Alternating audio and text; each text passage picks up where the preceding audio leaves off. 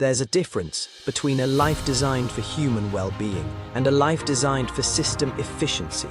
Most people are living the second one. The system doesn't need you to be fulfilled. It doesn't need you to be free. It doesn't need you to be creatively alive. It needs you to be functional. That's it. Functional enough to wake up on time. Functional enough to pay your bills. Functional enough to keep going, even when you're exhausted. Because a fully aware, fully alive person, it is much harder to control. So instead, people are trained to optimize themselves. Not for freedom, but for survival inside the structure. Better productivity, better focus, better routines, better coping mechanisms. Sounds like growth, right? But look closer. All you're really doing is becoming more efficient at tolerating a life you never properly chose. That's not self-development, that's adaptation. Think about the advice people get every day. Sleep better so you can work better. Eat better so you can perform better. Think better so you can cope better. Everything is aimed at one thing, keeping you functional, and it's sold as personal growth. But almost nobody is told to ask the real question. Is this life actually worth optimizing? Because the moment you ask that, everything starts to look different. Look around. People are tired, but still productive. Anxious, but still available. Drained, but still compliant. And somehow that's considered normal. That's considered normal. That's considered success. But it's not. It's just functionality. The system doesn't need you thriving. It just needs you to be usable. And when you start breaking down, don't worry. There's an app for that. Feeling overwhelmed? Meditation app.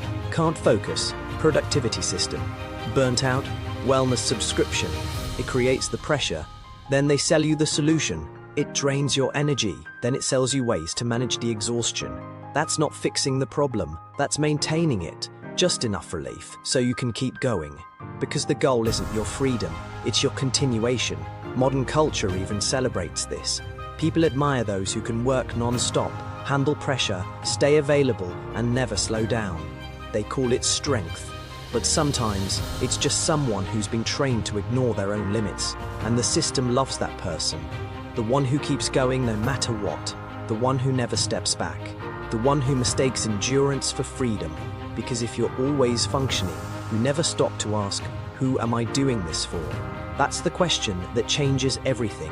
Because suddenly, you stop seeing yourself as a person and start noticing how you've been treated like a unit of output. How useful am I? How productive am I? How employable am I? But almost never, how alive do I feel? How much of my time is actually mine? Those questions are dangerous, because the moment people care more about being alive than being useful, the system has a problem. A big one. It can survive complaints, it can survive people being unhappy, but it struggles when people stop organizing their entire life around usefulness. Because usefulness is the leash. You're told, be responsible, be productive, work on yourself. Sounds positive, until you realize it often means become easier to manage. That's when the illusion starts breaking, because you begin to see something clearly. Performance is not the same as health. A person can perform perfectly and still feel trapped. A person can be admired and still feel empty. A person can succeed and still know they're living someone else's script. That's not freedom, that's polished captivity. So the real shift isn't about becoming better at coping, it's about asking better questions. Not, how can I handle this better? But, why am I living like this in the first place? Not, how can I be more efficient? But, who benefits from my efficiency? And not, how do I stay functional? But, why is functionality the goal at all?